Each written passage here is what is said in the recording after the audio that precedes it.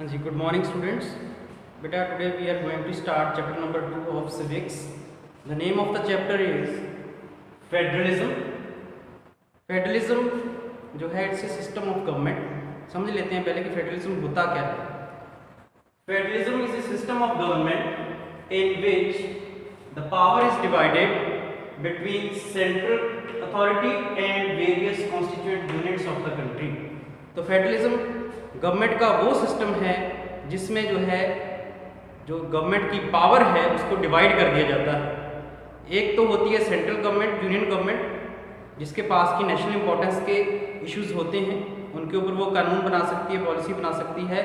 इसके अलावा हर एक स्टेट में एक स्टेट गवर्नमेंट होती है। तो इस तरह से जो पावर है वो डिस्ट्रीब्यूट की जाती है सेंट्रल अथॉरिटी में, और साथ ही साथ जो स्टेट अथॉरिटीज़ हैं उनमें पावर को डिस्ट्रीब्यूट कर दिया जाता है। इसको हम फेडरलिज्म का नाम देते हैं। जहाँ पे जैसे लिखा है ना, various constituent units. Constituent units means states, central authority means जो सेंट्रल गवर्नमेंट होती है। फेडरलिज्म में एक सेंट्रल गवर्नमेंट होती है और साथ ही साथ हर एक स्टेट की अपनी अपनी गवर्नमेंट होती है। तो इस तरह से जो फेडरलिज्म है इसमें कम से कम 2 लेवल ऑफ गवर्नमेंट होते हैं, या कई बार 2 लेवल से भी ज़्यादा होते हैं। इस तरह से हम समझ सकते हैं। तो सेंट्रल गवर्नमेंट होती है फेडरलिज्म में, इसके साथ ही साथ हर एक स्टेट की अपनी स्टेट गवर्नमेंट होती है, और कई बार जो है 3 लेवल की गवर्नमेंट बना दी जाती है। आगे लोकल लेवल पे लोकल गवर्नमेंट भी बनाई जाती है। तो इस तरह से फेडरलिज्म में कम से कम 2 लेवल होते हैं गवर्नमेंट के, कई बार 2 से ज़्यादा भी हो सकते हैं, 3 लेवल भी हो सकते हैं। जैसे हिंदुस्तान में, तो हमारे हिंदुस्तान में एक हमारी सेंट्रल गवर्नमेंट है जिसे हम यूनियन गवर्नमेंट कहते हैं। हर एक स्टेट की अपनी गवर्नमेंट है, और साथ ही साथ जो है लोकल गवर्नमेंट भी होती है, जैसे विलेजेस में पंचायत हैं एग्जाम्पल के तौर पर। तो इस तरह से इसको हिंदुस्तान में भी हमने फेडरल गवर्नमेंट को अपनाया है। फेडरल गवर्नमेंट के बिल्कुल ऑपोजिट एक दूसरी टाइप की गवर्नमेंट है, उसको हम कहते हैं यूनिटरी गवर्नमेंट। यूनिटरी गवर्नमेंट जो होती है फेडरल गवर्नमेंट का बिल्कुल ऑपोजिट है। इसमें क्या होता है, either there is only 1 level of government और सब units are subordinate to the central government. Unitary government में सिर्फ एक ही लेवल की गवर्नमेंट हो सकती है, जैसे कि सेंट्रल गवर्नमेंट वो उस पूरे देश को चलाती है। कई बार सेंट्रल गवर्नमेंट जो है हर एक स्टेट में एक स्टेट गवर्नमेंट बना देती है, लेकिन अगर स्टेट गवर्नमेंट होगी भी तो वो पूरी तरह से सेंट्रल गवर्नमेंट के अंडर होगी। तो यूनिटरी गवर्नमेंट में पूरी तरह से सेंट्रल गवर्नमेंट का कंट्रोल होता है पूरे देश के ऊपर। कई बार कई देशों में सिर्फ एक ही गवर्नमेंट होती है सेंट्रल, जो पूरे देश को चलाती है। लेकिन कई बार कई देश जो हैं स्टेट लेवल पे, रीजनल लेवल पे भी गवर्नमेंट्स बना देते हैं, यूनिट्स लेवल पे भी, लेकिन वो यूनिट की गवर्नमेंट जो है वो पूरी तरह से सेंट्रल गवर्नमेंट के अंडर होती है। तो यूनिटरी गवर्नमेंट मीन्स कि एक ही यूनिट जो है वो कंट्रोल करता है गवर्नमेंट, पूरे देश की गवर्नमेंट।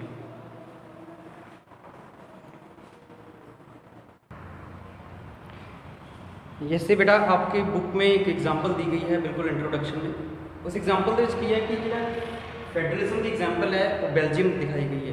बेल्जियम जो है 1993 तो पहले यूनिटरी गवर्नमेंट की एग्जाम्पल सी, क्योंकि उत्थे एक सेंट्रल गवर्नमेंट सी, नाल दी नाल स्टेट गवर्नमेंट्स भी सीगियां, रीजनल गवर्नमेंट सीगियां, बट सेंट्रल गवर्नमेंट के कोल सारियां पावर सीगियां। सेंट्रल गवर्नमेंट अपनी मर्जी के नाल थोड़ियां बहुत पावर्स जिहड़ियां सीगियां स्टेट्स नूं प्रोवाइड करती सीगी, जदों चाहे वो वापस ले सकती सी। और उत्थे रीजनल गवर्नमेंट, स्टेट गवर्नमेंट्स पूरी तरह जिहड़ियां ने वो सेंट्रल गवर्नमेंट के ऊपर डिपेंडेंट सीगी। लेकिन 1993 ਦੇ ਵਿੱਚ ਜਿਹੜਾ ਹੈ ਉਹਨਾਂ ਨੇ कॉन्स्टिट्यूशनल अमेंडमेंट्स कीतियां। अमेंडमेंट्स के राही बेल्जियम ਨੂੰ ਜਿਹੜਾ ਹੈ यूनिटरी तो पूरी तरह फैडरल गवर्नमेंट ਦੇ चेंज कर दिया गया, और अज बेल्जियम ਜਿਹੜਾ है फैडरल गवर्नमेंट की एग्जाम्पल है, क्योंकि अज उत्थे ਜਿਹੜਾ है कॉन्स्टिट्यूशन के राही हर एक रीजनल गवर्नमेंट ਨੂੰ ਜਿਹੜਾ है सैपरेट पावर्स प्रोवाइड कर दी गई ने, और सेंट्रल गवर्नमेंट उन्होंने पावर्स के इंटरफेयर नहीं करती, जो कि एक मेन फीचर होंगी है फैडरल गवर्नमेंट की। इसी तरह इंडिया जोड़ा है वो भी फैडरल गवर्नमेंट की एग्जाम्पल है। दैन असी आने यूनिटरी गवर्नमेंट की।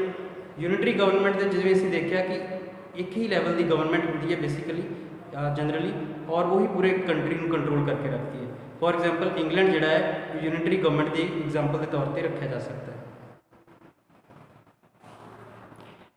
मोरओवर श्रीलंका जोड़ा है असीं उहदी भी एग्जाम्पल दे सकते हैं कि Sri Lanka is also an example of unitary government, क्योंकि उत्थे जिहड़ी सेंट्रल गवर्नमेंट है उन्हें ही पूरे सारे ही श्रीलंका के रीजनस को कंट्रोल करके रखा हुआ है। हालांकि तामिल्स डिमांड कर रहे थे कि उत्थे फैडरल गवर्नमेंट जी अपलाई की जाए, हर एक स्टेट को जोड़ा है रीजनल ऑटोनॉमी दी जाए, लेकिन तामिल्स की जी डिमांड सी वो बिल्कुल खारिज कर दी गई, बिल्कुल जी कैंसल कर दी गई, नहीं फुलफिल नहीं की गई। ये सारा कुछ असीं जोड़ा है ऑलरेडी चैप्टर नंबर 1 स्टडी करके आए।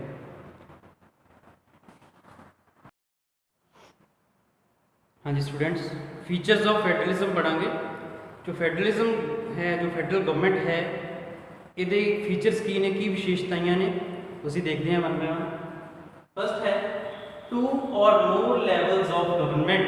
जिवें पहले तो मैं मीनिंग समझाया सीगा कि फेडरल गवर्नमेंट जिहड़ी है, घट्टो घट्ट 2 लैवल्स ऑफ गवर्नमेंट होंदे ने, central government and state government. लेकिन कई बारी कई देशों के जिहड़ा है 2 तो ज़्यादा लैवल ऑफ गवर्नमेंट भी हो सकते हैं, central government, state government and local government, जिवें हिंदुस्तान के विच है। सो 2 या 2 तो ज़्यादा लैवल ऑफ गवर्नमेंट जिहड़े ने वो फेडरलिज्म दे विच पाए जाते हैं। So India is also a federal country. So जब आप हिंदुस्तान को आगे रखेंगे इसके एग्जाम्पल्स के साथ, आपको आसानी से फीचर्स समझ आएंगे। Second point, each level has its own jurisdiction. Federal government दे विच जिन्ने भी लैवल ऑफ गवर्नमेंट ने उन्हां दी अपनी अपनी ज्यूरिसडिक्शन है। ज्यूरिसडिक्शन मीनस अधिकार खेतर। ज्यूरिसडिक्शन जिहड़ी है ये अलग अलग मैटर्स दे विच हो सकती है। फॉर एग्जाम्पल लैजिसलेशन, कानून बनाने का मामला, टैक्सेशन, टैक्स लगाना होवे, एडमिनिस्ट्रेशन, राज प्रबंध करना होवे, वो सारे दे अपने अपने अधिकार खेतर ने। फॉर एग्जाम्पल कि जिहड़ी सेंट्रल गवर्नमेंट है वो जिहड़ा कानून बनाएगी वो तो पूरे देश के लागू होएगा, लेकिन जिहड़ी स्टेट गवर्नमेंट जिहड़ा कानून बनाएगी वो सिर्फ उस पर्टिकुलर स्टेट दे विच ही लागू होएगा। पंजाब स्टेट का जिहड़ा लॉ है वो सिर्फ पंजाब गवर्नमेंट के वास्ते ही एप्लीकेबल है। सो इन्हां दी अपनी अपनी ज्यूरिसडिक्शन है, चाहे वो कानून बनाने का काम होए, चाहे वो राज प्रबंध का मामला होए। फॉर एग्जाम्पल रिसेंटली जिहड़ा है कुछ देर पहले जो पंजाब के कोरोना वायरस कारण करफ्यू लगा सीगा, पंजाब सरकार ने जो लगाया सी, वो पंजाब सरकार का करफ्यू का जिहड़ी पॉलिसी सीगी, जो प्रोग्राम सीगा, वो सिर्फ पंजाब वास्ते एप्लीकेबल सीगा। जिहड़ा देश वास्ते कोई कानून बनाना, मतलब देश वास्ते कोई पॉलिसी लागू करनी, वो सेंट्रल गवर्नमेंट जिहड़ी है पूरे देश च कर सकती है अप्लाई, लेकिन स्टेट के जो करना है वो स्टेट गवर्नमेंट के अंडर है। हाँ जी, सो इन्होंने अपने अपने ज्यूरिसडिक्शन ने, अपने अपने अधिकार खेतर ने कोई भी कानून बनाना हो। और ये ज्यूरिसडिक्शन जिहड़ा है सारा कुछ मैंशन किहदे विच कीता हुंदा है, संविधान दे विच, कॉन्स्टिट्यूशन सब कुछ लिखा हुआ है। दैन थर्ड फीचर है दे गवर्न सेम सिटीजनस। चाहे अधिकार खेतर वक्खो वक्खरे ने, लेकिन सिटीजन एक ही ने। फॉर एग्जाम्पल जो असी सेंट्रल गवर्नमेंट दी जो इलैक्शनस आउंदियां ने, लोक सभा दी इलैक्शन आउंदियां ने, तो जिहड़े नागरिक लोक सभा के इलैक्शन हिस्सा लेंदे ने और सेंट्रल गवर्नमेंट बनाते हैं, वही नागरिक अपने स्टेट की गवर्नमेंट भी बनाते हैं। सो सिटीजन जिहड़े ने वो सेम ही ने। Next, powers are specified in the constitution.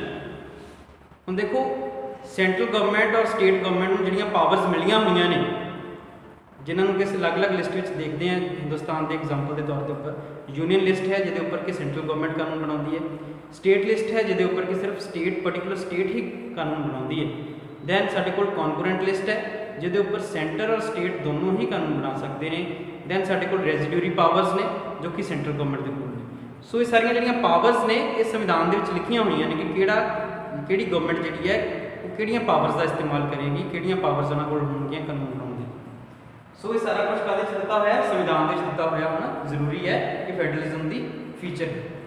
Next है fundamental provisions of constitution can not be unilaterally changed. Fundamental provisions means जो संविधान दियां दे बेसिक प्रिंसिपल्स ने, सैकुलरिज्म है, सोशलिज्म है, इक्वैलिटी है, फ्रीडम है, इन्हां दे विच अगर कोई चेंज करनी होवे तां कोई एक सरकार नहीं कर सकती, उहदे विच दोनों ही लैवल दियां सरकारां मिल के कर सकती। यूनिलैटरली वर्ड आया ना, तो यूनिलैटरल मीन्स एक, कोई एक लैवल की गवर्नमेंट अपने आप संविधान दे विच, संविधान के बेसिक प्रिंसिपल को अगर चेंज करना है तो ये नहीं है कि कल्ली सेंट्रल गवर्नमेंट अपने आप चेंज कर देगी, नहीं, वो वास्ते उन्होंने जिहड़ा है प्रोविजन बनाई गई है वो फॉलो करनी पेगी, जिहदे कि स्टेट गवर्नमेंट्स की हिस्सेदारी भी जरूरी है। कोई फंडामेंटल प्रिंसिपल अगर चेंज करना हो कॉन्स्टिट्यूशन का रिगार्डिंग फेडरलिज्म ही चाहे हो, तो जिन्नियां भी स्टेट्स ने उन्हां स्टेट्स दियां हाफ लैजिसलेटिव असैंबलीज भी अगर उस बिल नूं पास करनगियां विद सेंट्रल गवर्नमेंट, तां ही वो जिहड़ी है अमेंडमेंट हो पाती है। सो एक लैवल की गवर्नमेंट अपने आप बेसिक प्रिंसिपल्स ऑफ कॉन्स्टिट्यूशन नूं चेंज नहीं कर सकेगी। This is also the feature of federalism. ऐसा इसलिए किया गया है ताकि ऐसा ऐदा ना हो कि सेंट्रल गवर्नमेंट अपनी मनमानी करने लग जाए और स्टेट्स दी पावर्स ही ना घटा दो। सो ये बहुत जरूरी है। नेक्स्ट है highest court settles disputes of different levels of government. हुण मान लो कि सेंट्रल गवर्नमेंट और स्टेट गवर्नमेंट के कोई झगड़ा पैदा हो जाता है केंद्र सरकार और पंजाब सरकार के कोई झगड़ा है तो उस झगड़े का निपटारा कौन करेगा? संविधान से लिखा हुआ है कि हाईएस्ट कोर्ट जी है वो इसका निपटारा करेगी। फॉर एग्जाम्पल साढ़े को सुप्रीम कोर्ट है तो सुप्रीम कोर्ट जी है वो इन्हों जो झगड़े ने सेंट्रल गवर्नमेंट और स्टेट गवर्नमेंट के वो आपस जो झगड़े ने उन्होंने खत्म कर सकती है, उन्होंने फैसला कर सकती है। सो हर एक देश के जो जरूरी होंगे फैडरल गवर्नमेंट के कि ये जो झगड़ियां के फैसले करने का जो अधिकार है वो सिर्फ हाईएस्ट कोर्ट को दिता जाता है, हायर कोर्ट। नेक्स्ट है separate sources of revenue. Revenue मीनस income. हुण जिहड़े इनकम के साधन ने सेंट्रल गवर्नमेंट और स्टेट गवर्नमेंट के वक्रो वक्रे ने, भी संविधान से लिखा हुआ है कि किहड़ा टैक्स किहड़ी गवर्नमेंट लगा सकती है। फॉर एग्जाम्पल हिंदुस्तान की अगर असीं गल कर लीए तो जिहड़ा इनकम टैक्स है, जो असीं इनकम टैक्स जिहड़ा फाइल करते हैं, रिटर्न फाइल करते हैं तो असीं सेंट्रल गवर्नमेंट में फाइल करते हैं। जो असीं अपनी आमदन के उपर 10% टैक्स देने हैं वो असीं सेंट्रल गवर्नमेंट में जमा करते हैं। लेकिन होर बहुत सारे टैक्स ने जिहड़े कि स्टेट गवर्नमेंट चार्ज करती है। फॉर एग्जाम्पल जिवें जिहड़े तुसीं डिस्ट्रिक्ट कॉम्पलैक्स जाते हो, तुसीं कोर्ट के जाते हो, कचहरी जाते हो, उत्थे रजिस्ट्रेशन करवाते हो, अपनी कोई लैंड बाय करते हो तो रजिस्ट्रेशन का टैक्स किनूं जाता है? स्टेट गवर्नमेंट में जाता है, पंजाब गवर्नमेंट में जाता है। इस तरह ही इरीगेशन का जो टैक्स है, नहरी मामला जो पे करते हैं वो भी स्टेट गवर्नमेंट में पे करते हैं। सो इस तरह के नाल इन्होंने अपने जो टैक्सीज ने वड्डे हुए हैं कि किहड़े टैक्स सेंट्रल गवर्नमेंट लगाएगी, किहड़े टैक्स जी है स्टेट गवर्नमेंट लगाएगी। ये भी बहुत जरूरी है क्योंकि टैक्स जोड़े ने इनकम देंगे ने गवर्नमेंट को और उन्होंने नाल ही गवर्नमेंट जी एडमिनिस्ट्रेशन चलाती है। नेक्स्ट है it also safeguards unity and accommodates diversity।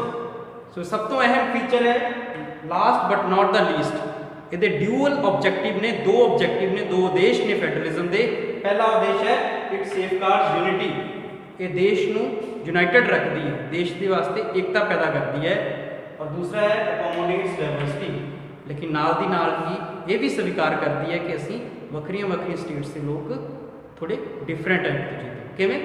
For example safeguards unity की गल करते हैं कि एकता किवें पैदा करती है। एकता पैदा करने साडे कोल सेंट्रल गवर्नमेंट है जो कि पूरे देश में इक्को जिहे कानून लागू करती है। Then accommodates regional diversity, regional diversity को अकोमोडेट कौन करता है? साडियां स्टेट गवर्नमेंट्स, लोकल गवर्नमेंट्स जो कि सानू साडियां प्रॉब्लम्स के अकॉर्डिंग जिहड़ियां ने सानू सोल्यूशन प्रोवाइड करदियां ने और सैपरेट लॉज बना सकदियां ने पर्टिकुलर स्टेट के वास्ते। सो इस तरह के नाल फैडरल गवर्नमेंट जी है जिथे यूनिटी कायम करती है, जिथे सानू सिखाती है कि वी आर इंडियन, उत्थे स्टेट गवर्नमेंट जी है सानू मान महसूस कराती है कि we are belonging to Punjab. So these were all the features of the federalism.